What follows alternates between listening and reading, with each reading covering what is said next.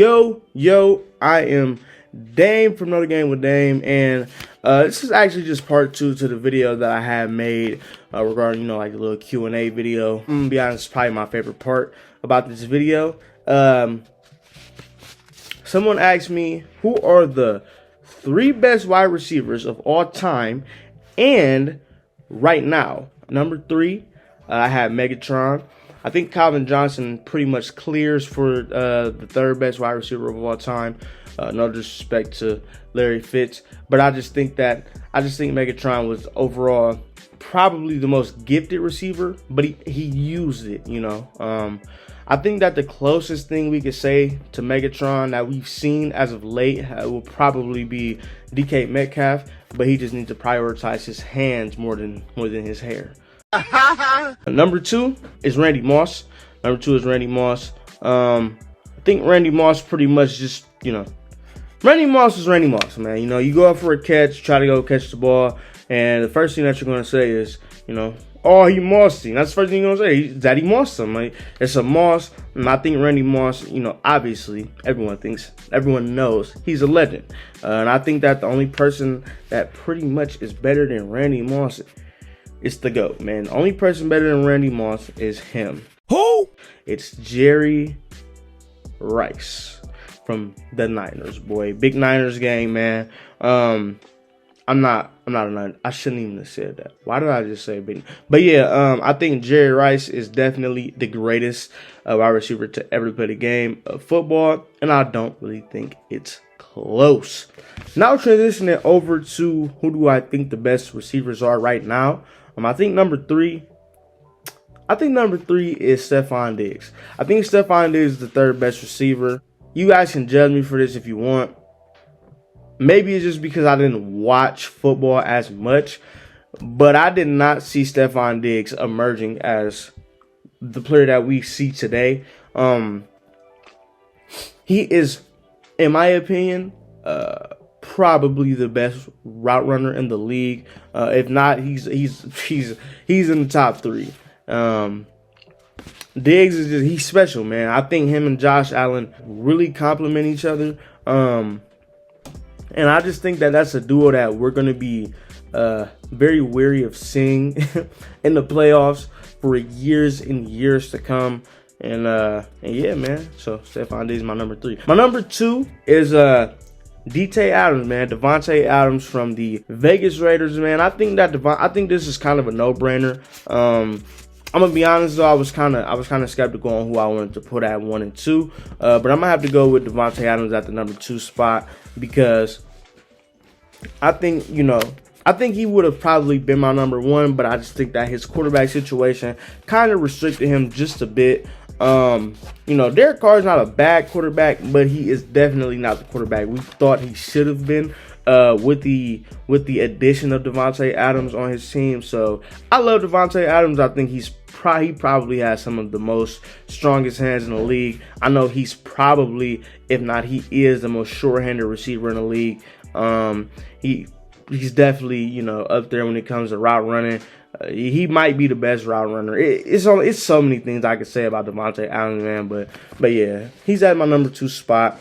And for my number 1 spot, I have the man, the myth, the legend, Justin Jefferson. Now, I know a lot of people might be wondering, how is Justin Jefferson on here and he got claimed by Jair Alexander? I understand that. But this is another thing I'm going to say. People have to start considering who Justin Jefferson's quarterback is. If you look at Justin Jefferson's quarterback, no disrespect to Kirk.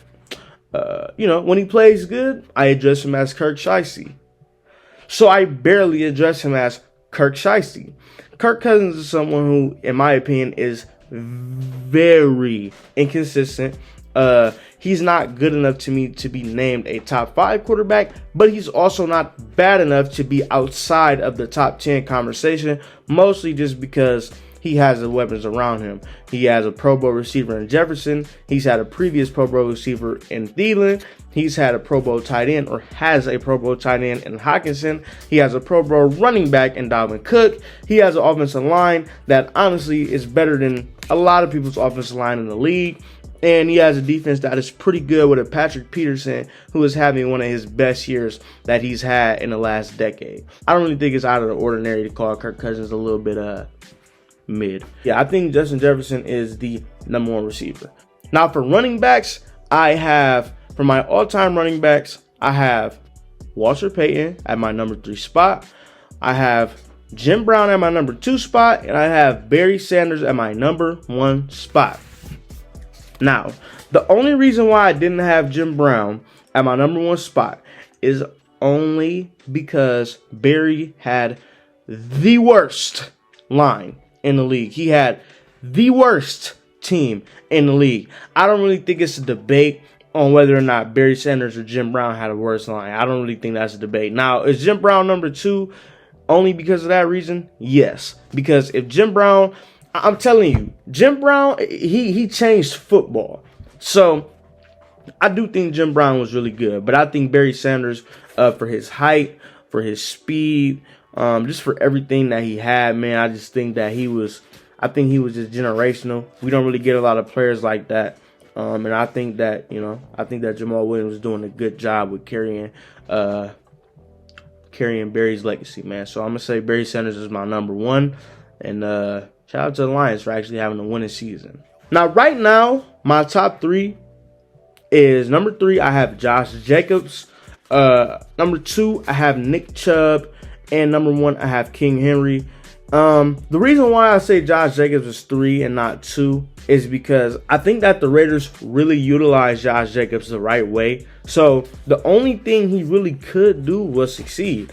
On top of the fact that he's very talented, he's hard to tackle, he's quick. It wasn't really that much that needed to be done in terms of the offensive line. So, Josh Jacobs can really run the football, and I think that the Raiders did a really good job with letting him run the football. Now, with that being said, I don't think the Browns let Nick Chubb run the football as much as he should. Same thing goes for Kareem Hunt. I think that Nick Chubb didn't really get the opportunities that he usually does because I think Stefanski kind of wanted to put Deshaun Watson in the spotlight / Brissett. But, it was really no need. I mean, we're talking about Nick Chubb. This dude is undeniably the second best running back in the league.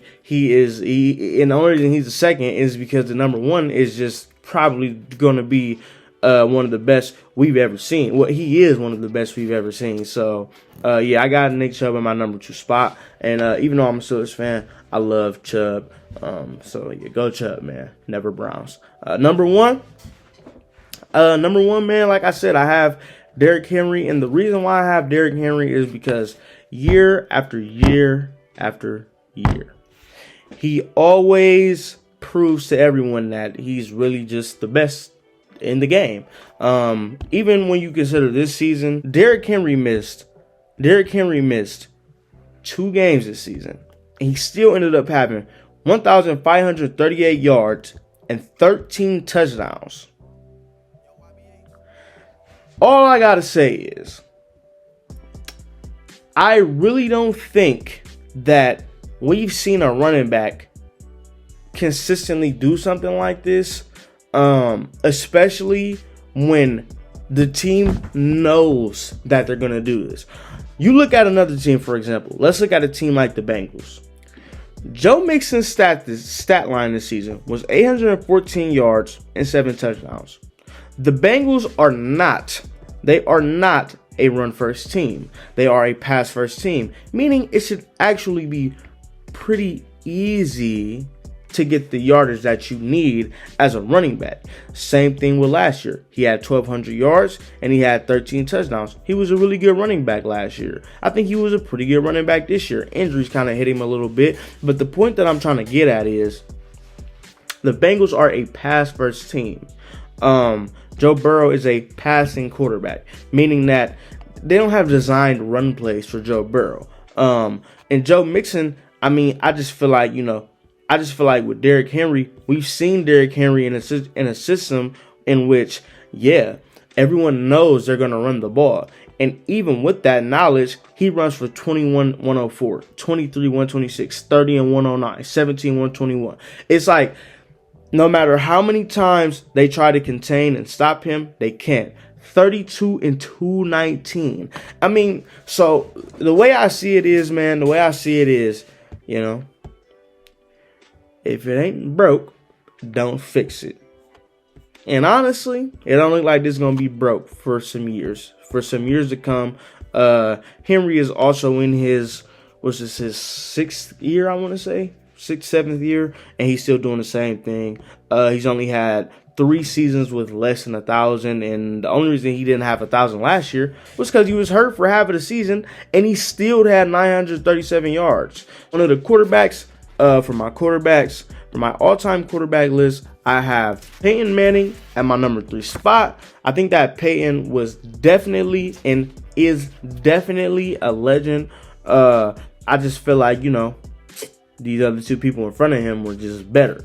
And that's funny because you can't really think of a lot of quarterbacks that are just better than Peyton Manning.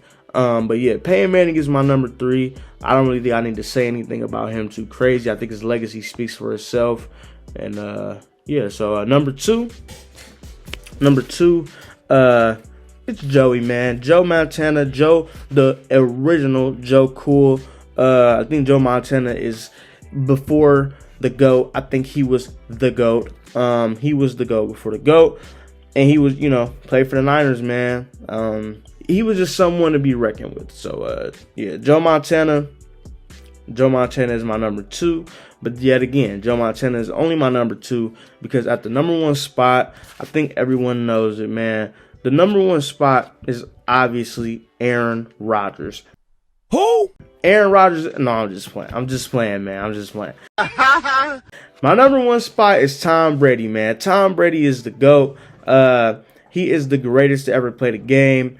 I don't really think it's close at his position. I don't really think it's close. I think when you have a player who is a top 5 player of all time and a top 1 quarterback of all time, I don't really think it's a debate.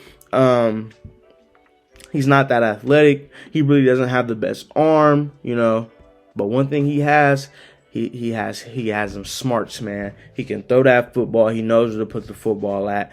And one thing that he has over everyone else, literally everyone else, he's a winner, man. 7 rings does not lie. But yeah, man, so and that is it for my Q&A, man.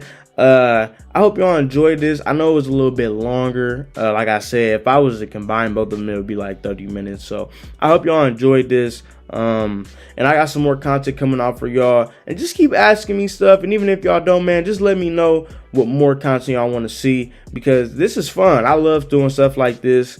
And, you know, it's a little bit, it's something just to make the time go by until we get back to some sports locally. So, yep. I'm Dame from Another Game with Dame, and I'm out, man. Oh, yeah. But before I leave, make sure y'all know this. Go be great. Peace.